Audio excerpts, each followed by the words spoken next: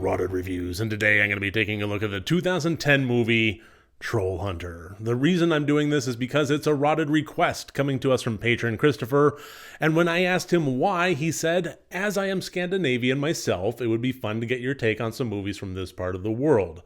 So with some surprisingly good special effects given the budget, this is a great one.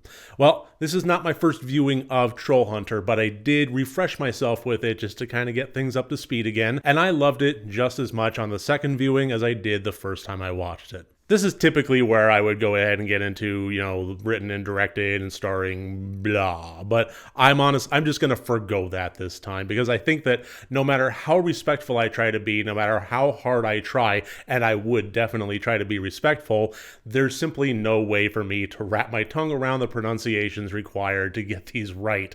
So look it up. Troll Hunter, 2010, IMDb. There you go. So the premise of this movie is you have a group of college-age filmmakers going out and trying to investigate what is going on behind mysterious bear deaths in the area. Thinking that they have nailed it down to a particular poacher, they follow him in his vehicle trying to get down to the brass tacks of why he's doing what he's doing, and they wind up uncovering more than they ever expected when it turns out he's not hunting bears. He's hunting trolls. Now, I gotta be honest, this movie came dangerously close to not working for me. However, it did manage to cross that line, and it crossed it in such a way that it wound up turning the movie from a potential failure into a resounding success.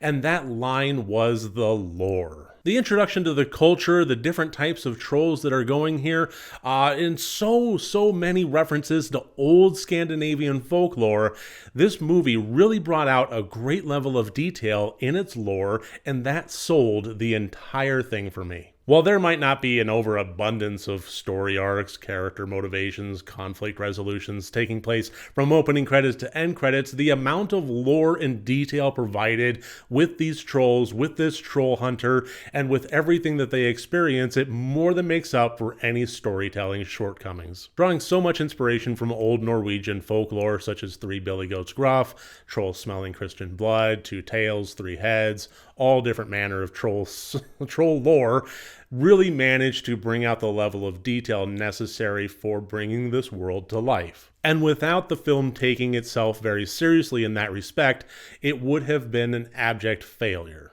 As far as the camera work goes, I have to say that this is a found footage type movie. There's a lot of shaky cam going on.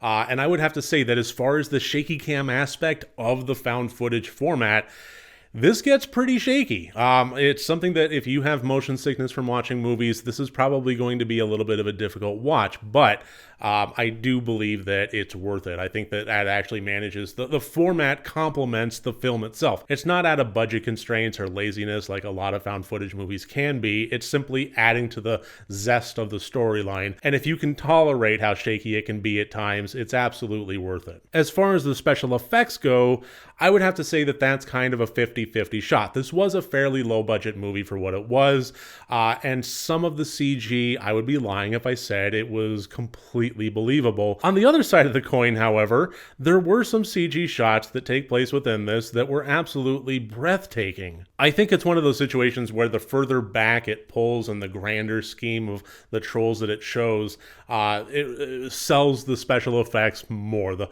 further in we go, the more detailed, the smaller elements of the trolls and so forth, that's when you start to notice some of the rough edges around there, but the real beauty of it is in the grand, epic scale shots. So yeah, thank you, Christopher, for recommending this one. This was an absolute delight. Again, just as much on the second viewing as it was on the first. The first was a delight and a surprise. This one was just a delight, but I'm still happy I watched it, and I'm still happy I get to review it here. So thank you again for recommending this one, and thank you for watching this video. I do hope you liked it. Remember, next time you want to watch a horror movie, first make sure that it's good and rotted.